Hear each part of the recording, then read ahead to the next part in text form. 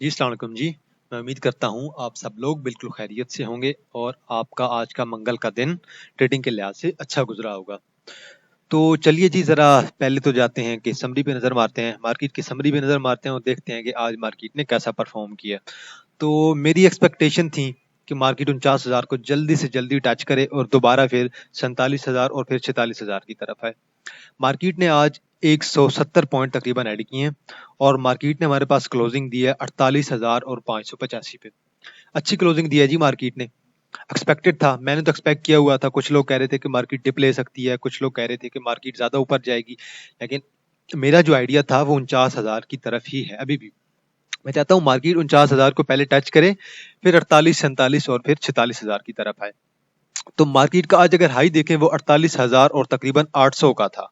तो मार्केट ने हमारे पास तकरीबन 12 से 1 बजे पे मार्केट ने हमारे पास 48,000 और तकरीबन 800 का हाई लगाया था।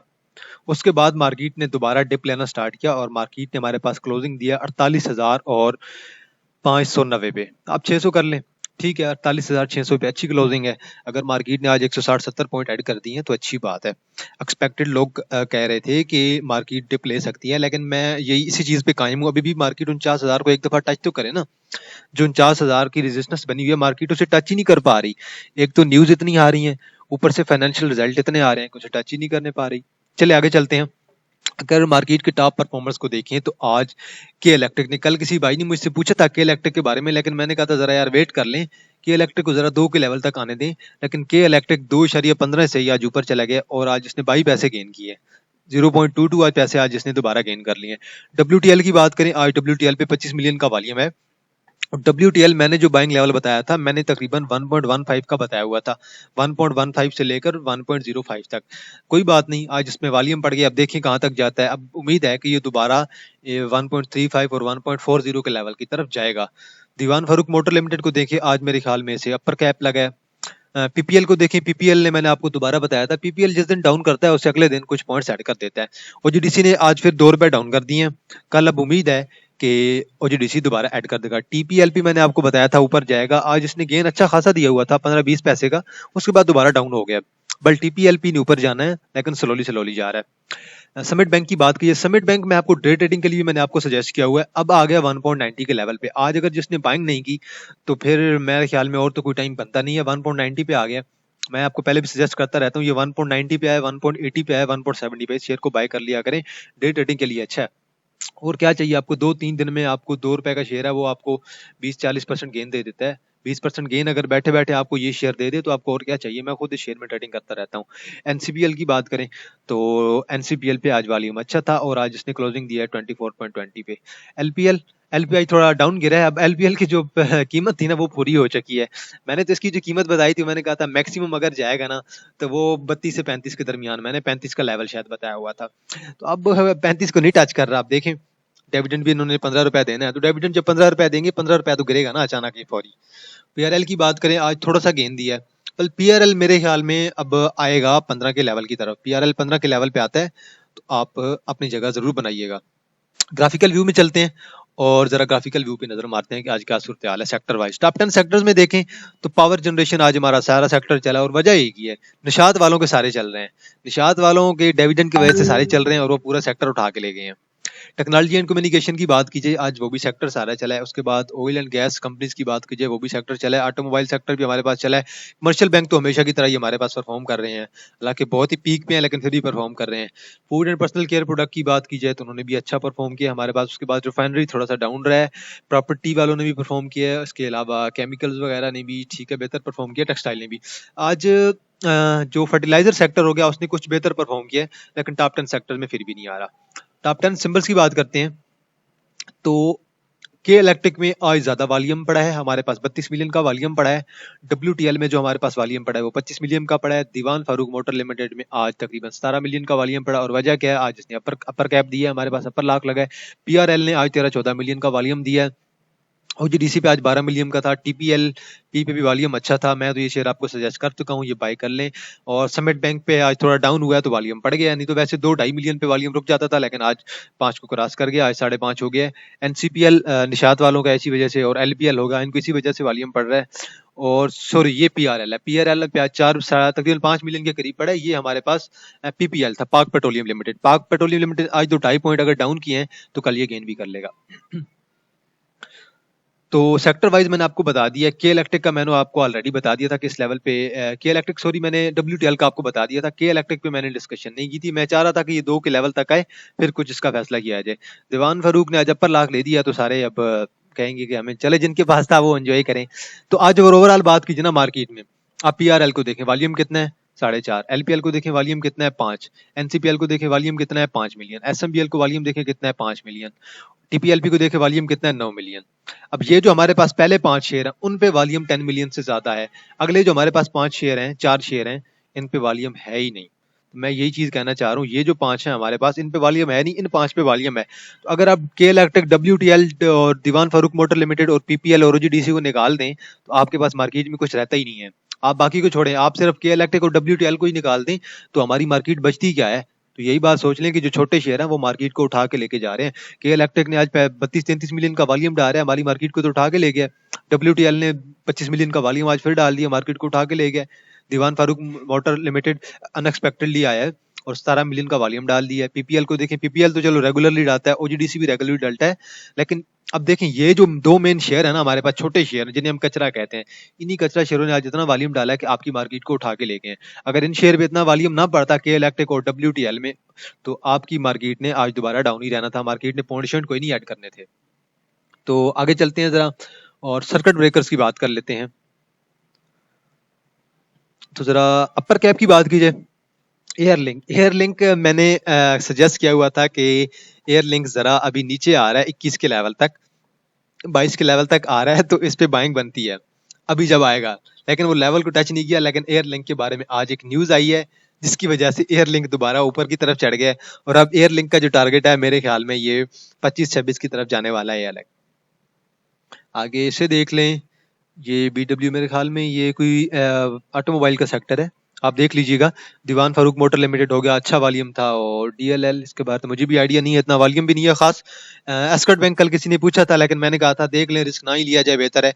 जिसने रिस्क ले लिया है, मुझे किसी ने कहा था कि मेरे पास अच्छी न्यूज़ है इसके बारे में, मैंने कहा अच्छी न्यूज़ है तो फिर ज़रूर रिस्क लें। अगर न्यूज़ के बारे में कंफर्मेशन नहीं है तो फिर आप रिस्क ना लें। HUSI कुछ भी नहीं है। PICT दोबारा अपर कैप हुआ है, PICT के बारे में डिस्कस नहीं करूंगा जब तक इनकी प्रॉपर एक जगह पे स्टे नहीं कर सकता, मैं आपको नहीं करूंगा डिस्कस। देखिए मैं PICT आपको क्यों नहीं कह रहा, लेट्स सपोज मैं आपको कहता हूँ कि बाय कर लें, कल आप 89 पे बाय कर लेते हैं, 89 पे, और इसे कल लोअर लाख लग जाए, फिर देखेंगे लोअर लाख 2-3 लग जाए, ये फिर दोबारा 50 पे आ जाए शेयर, तो आप फिर कहेंगे यार देखें अब क्या हो गया। तो मैं इसलिए नहीं सजेस्ट कर रहा PICT को किसी एक जगह पे स्टे करने दे, जब स्टे कर जाएगा उसके बाद इसकी सपोर्ट एंड रेजिस्टेंस ड्रा करेंगे। अभी तो अपर लाख पे अपर लाख लगी जा रहे हैं, वॉल्यूम भी देखे 76,000 था, फिर भी अपर लाख लग गए। लोअर कैप की बात करते हैं जी। लोअर कैप में कुछ खास नहीं होना चाहिए आज। ALIFE, मुझे भी इसके बारे में कुछ खास आइडिया नहीं है। ठीक है जी, आज वॉल्यूम ठीक है 23,000 का था। और LMSD ALIFE इसे जरा देख लेते हैं जी, ये है क्या, मुझे भी इसके बारे में आइडिया नहीं है। कुछ नए शेयर आते रहते हैं तो मुझे भी आइडिया नहीं होता। अच्छा, आदम जी इंश्योरेंस, ठीक हो गया, शेयर मेरे सामने से गुजरा हुआ है लेकिन मैंने कभी इसे देखा नहीं है इतना। तो इसकी रेंज देख लें, 11 से लेकर 23 है, ठीक है, अपर की तरफ जा रहा है। और एक मंथ की अगर इसकी देखी जाए तो ये किस लेवल पे था, ये शेयर चला था जी तकरीबन 13 से चला था, शेयर 13 से चला था और 18 पे पहुंच गया। मजीद एक्सपेक्टेड है कि थोड़ा बहुत ऊपर की तरफ जाएगा। तो चलिए अब चलते हैं जरा KSE 100 की तरफ और KSE 100 पे नजर मार लेते हैं। और उसके बाद जो आज के ना हमारे कुछ तगड़े शेयर हैं जिन शेयर पे आज वॉल्यूम पड़ा है, उसके बाद फिर उन शेयर को देख लेंगे। KSE 100 की नहीं, KSE ऑल पे जो शेयर पे वॉल्यूम पड़ा है उन शेयर पे ना जरा एक दफा नजर मार लेंगे। टेक्निकल की बजाय जरा उनका बेसिक देख लेंगे। टेक्निकल तो आज मैं नहीं चाह रहा क्योंकि टेक्निकल ऑलरेडी एक्सप्लेन कर चुका हूँ। KSE 100 की बात की जाए तो मैंने जो आपको टारगेट बताया था, मैं अभी तक उसी टारगेट पे हूँ। मैं बिल्कुल भी अपनी बात से नहीं हट रहा। उस लेवल को मैं चाहता हूँ कि कम से कम टच करे, एक दफा टच करे, उसके बाद ऊपर जाए नीचे जाए वो बात की बात है। करंटली जो मेरा टारगेट है वो 49,000 है, 49,000 को टच करे, इस लेवल को टच करे लाजमी है।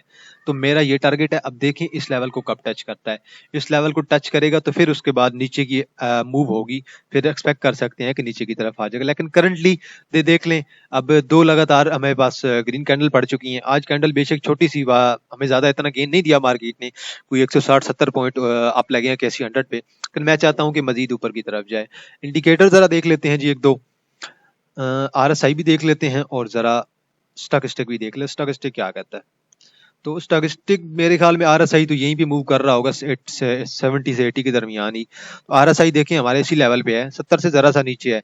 ये 65 पे आता है, फिर 70 को टच करता है, फिर 65 से आता है, फिर 70 को टच करता है। अभी तो फिर आपको पता है फाइनेंशियल रिजल्ट आ रही है, फाइनेंशियल रिपोर्ट्स आ रही हैं, कुछ के डिविडेंड आ रहे हैं, तो इस वजह से मजीद ऊपर की तरफ नहीं जा रहा। तो बहरहाल अभी थोड़ा सा नीचे आया हुआ है। मैं तो कहता हूँ कि ये 35-40 तक का है आपका बाइंग लेवल बने, लेकिन थोड़ा टाइम लगेगा अभी। स्टॉकेस्टिक की बात की जाए तो स्टॉकेस्टिक की जो रेड लाइन है वो हमारे पास अभी 70 के करीब है, तो वो थोड़ा सा मजीद ऊपर की तरफ जा सकती है। 49,000 को अगर टच करेगी तो उसके बाद फिर एक्सपेक्टेड है कि 46,000-47,000 की तरफ आ जाए। सपोर्ट यहाँ पे आप ड्रा कर सकते हैं, आपको आसानी होगी समझने में। तो स्पोर्ट मैं एक ही स्पोर्ट एक्सपेक्ट कर रहा हूँ, वो मेरे ख्याल में जो है ना वो अभी जो नेक्स्ट टारगेट है मैं कहता हूँ ये 48,000 की तरफ आए। लेकिन जो असल सपोर्ट इसकी बन रही है ना, ट्रू सपोर्ट, वो बन रही है 47,000 के लेवल पे, 47,000 के बाद 46,000 के लेवल पे। अब ये 47,000 को टच करेगा तब ना। अभी तो आपको पता है कि ये रिपोर्ट्स आ रही है, रिपोर्ट की बेस पे ये ऊपर से ऊपर जाता जा रहा है, कभी नीचे आ ही नहीं रहा। तो थोड़ा सा नीचे आता है, अगले दिन दोबारा गेन कर लेता है। तो ये बिल्कुल थोड़ी सी कंफ्यूजन से चल रही है मार्केट में, साइड वे ही चल रही है, इसी रेंज के अंदर मूव कर रही है। इस रेंज से क्रॉस ना ऊपर जा रही है ना नीचे जा रही है। 49,000 48,000, 49,000 48,000 यही रेंज है। इसी के अंदर 400-500 पॉइंट ऊपर ऐड हो जाते हैं। 800 पॉइंट अगर निकल जाएंगे अगले दिन फिर 500-600 पॉइंट पड़ जाएंगे। तो यही मार्केट चल रही है, इससे ज्यादा मार्केट में कुछ नहीं है। तो एक दो शेयर जरा देख लेते हैं आज जरा जिन पे वॉल्यूम पड़ा है। तो मैं कोशिश करूंगा वीडियो को 15-18 मिनट से ज्यादा ना करूं कि इलेक्ट्रिक की बात करें। तो के इलेक्ट्रिक को पहले देख लेते हैं, उसके बाद जो एक दो और शेयर हैं उनको भी जरा देख लेंगे वो क्या कहते हैं। तो मैं इन पे जरा ऐड करता जा रहा हूँ, इंडिकेटर ऐड कर देता हूँ। इंडिकेटर पे मैं पहले भी आपको डेली डिस्कस ही करता हूँ, वीकली बेसिस पे, वीक में मैंने 3 वीडियो बना दी हैं, तो डेली डिस्कस करता रहता हूँ आपसे। अब मैं एक चीज आपसे डिस्कस करता रहता हूँ कि जब हमारे पास स्टॉकेस्टिक हो, वो हमारे पास जब भी अप ट्रेंड ले लेना, इस 30 के लेवल को टच करने से पहले, 20 के लेवल को टच करने से पहले, और ब्लू लाइन और रेड लाइन क्रॉस कर लें, इसका मतलब ये होता है कि अब मार्केट ऊपर की तरफ जाएगी, अब वो शेयर ऊपर की तरफ जाएगा। आज शेयर ने हमारे पास ऊपर की तरफ गेंद दे दी है। और आरएसआई को देखें, आरएसआई ने हमारे पास कहाँ से बाउंस किया है, 48 से इसने बाउंस किया है।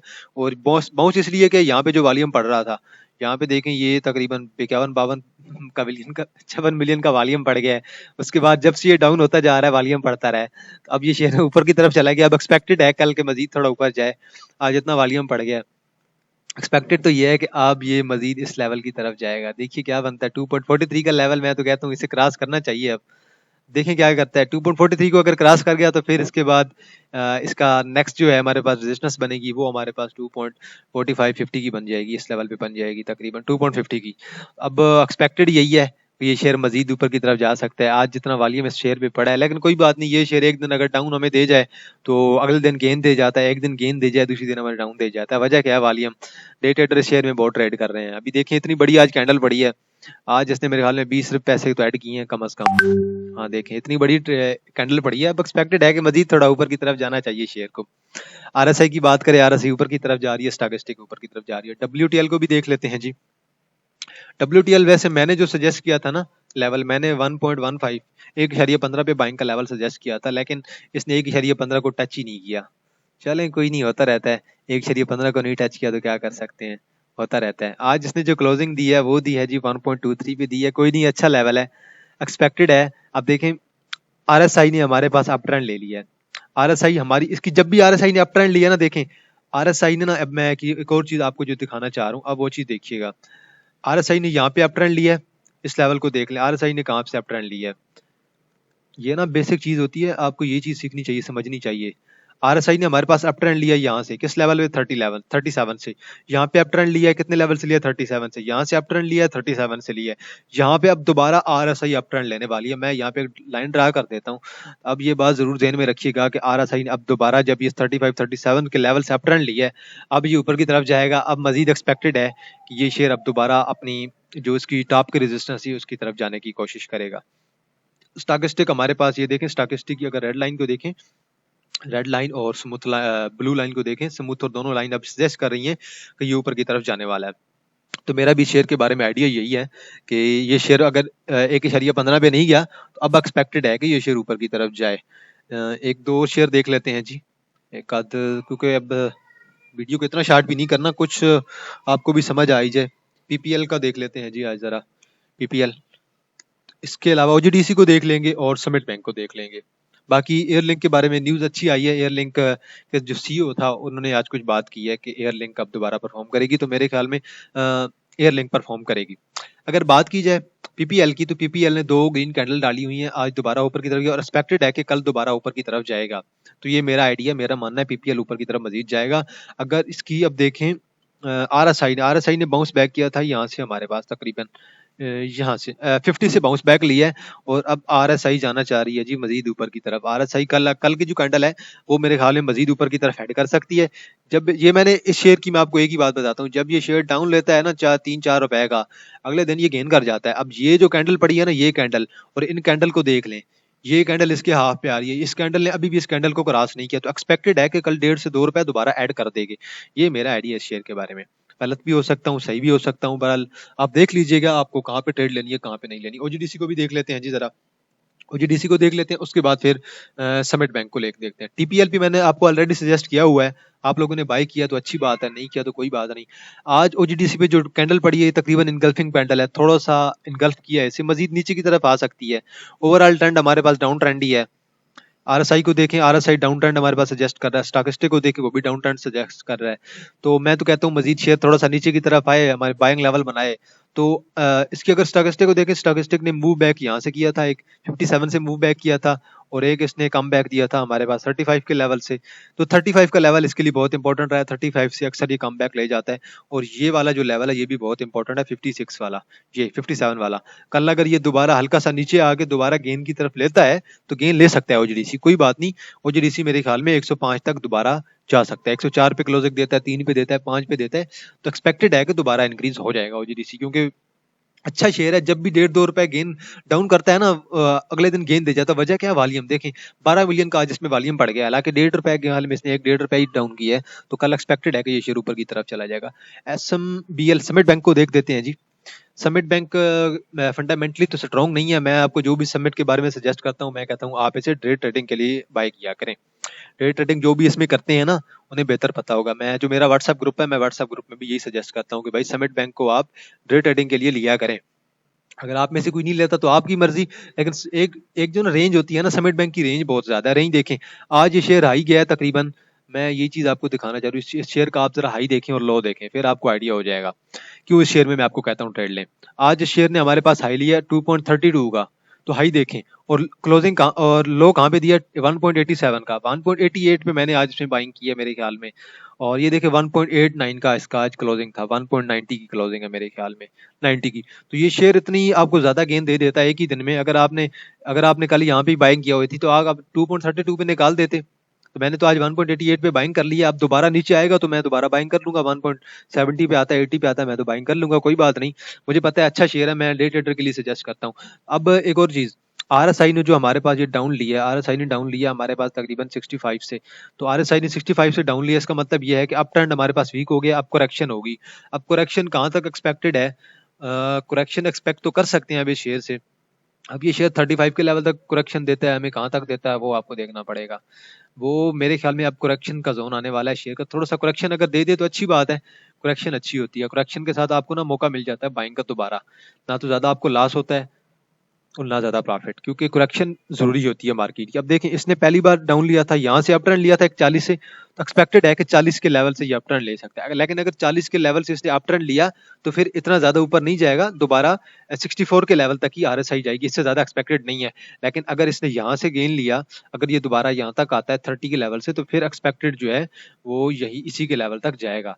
ठीक है, तो एक्सपेक्टेड है कि ये शेयर अब अगर आज डाउन हुआ है तो डे ट्रेडिंग का शेयर है यार। देखें आज भी 5 मिलियन का वॉल्यूम पड़ गया है, आज लोगों ने इस शेयर से, लोगों ने आज बाइंग की है। लोग निकले नहीं है, लोगों ने बाइंग की है, डे ट्रेडर्स ने इसके अंदर बाइंग कर लिया, कल दोबारा ये गेन कर देगा आपको। तो यही चीज है इस शेयर की, मुझे खासियत यही इंपॉर्टेंट अच्छी लगती है कि ये शेयर आपको गेन देखता है। अब ये देखें पिछले दिन, अब जो थी सॉरी ये जुम्मे वाले दिन की मार्केट देखें 1.50 से इसने दी है और 1.50 से स्टार्ट 1.50 तक गया और हाईएस्ट कहाँ तक गया 2.15 पे। यार ₹2 का शेयर नहीं बन रहा, ₹1.5 का शेयर है, वो आपको ₹65 का चेंज दे रहा है दरमियान में। तो ये 5 से 10% का तो 15-20% का तो आपको चेंज दे रहा है दिन में। तो ऐसे शेयर में ट्रेडिंग कीजिएगा ना। तो आज के लिए इतना है जी। मजीद मेरे पास ऐसा कोई शेयर नहीं है जिसे मैं एक्सप्लेन कर लूँ। तो यही शेयर थे मेरी नज़र में, मैंने कहा जिन पे ज़रा एक्सप्लेन कर दूँ। तो अगर आपने मेरा अभी तक व्हाट्सएप ग्रुप ज्वाइन नहीं किया तो आपने मेरा व्हाट्सएप ग्रुप ज्वाइन कर लेना है। और मैं सोच रहा हूँ कि एक प्रीमियम ग्रुप स्टार्ट किया जाए, पेड ग्रुप स्टार्ट किया जाए, और जिसमें स्विंग्स की जो कॉल होती है वो दी जाएगी। डेली कॉल पे मैं नहीं बिलीव करता कि डेली कॉल दे दूं। डेली कॉल के लिए अगर कोई मुझसे चाहता है कि कोई शेयर बताऊं तो मैं पर्सनली उन्हें सजेस्ट कर देता हूं। मैंने अपना जो लोकल ग्रुप है ना, चैटिंग वाला ग्रुप है काजी स्पीक्स के नाम से, उसमें मैं ऑलरेडी सजेस्ट कर देता हूं कि इस शेयर को बाय कर लें, ये शेयर डे ट्रेडिंग के लिए, ये शेयर नहीं है। लेकिन अगर आप मुझे कहेंगे कि यार आप डे ट्रेडिंग के लिए ग्रुप बनाए, तो डे ट्रेडिंग के लिए यार देखिए, पहले तो मेरे पास इतना टाइम नहीं होता कि मैं डे ट्रेडिंग के लिए टाइम मैनेज कर सकूं। तो मसला ही यही है, जब डे ट्रेडिंग के लिए मेरे पास टाइम मैनेज करना मुश्किल होता है तो मैं आपको डेली बेस पे कॉल नहीं दे सकता। वजह यही है कि मैं खुद यूनिवर्सिटी का स्टूडेंट हूँ, मैंने यूनिवर्सिटी जाना होता है, टाइम मैनेज करना मुश्किल होता है। तो मैं स्विंग्स पे बिलीव करता हूँ, तो स्विंग्स पे मैं काम करूंगा जो कि मेरे लिए भी आसान हो और आपके लिए भी आसान हो। महीने में 15 से 20 कॉल, 10 से 15 कॉल हो गई, वो बेहतर रहेंगी। और इंशाल्लाह प्रीमियम ग्रुप इंशाल्लाह अगले महीने से स्टार्ट करने का इरादा है।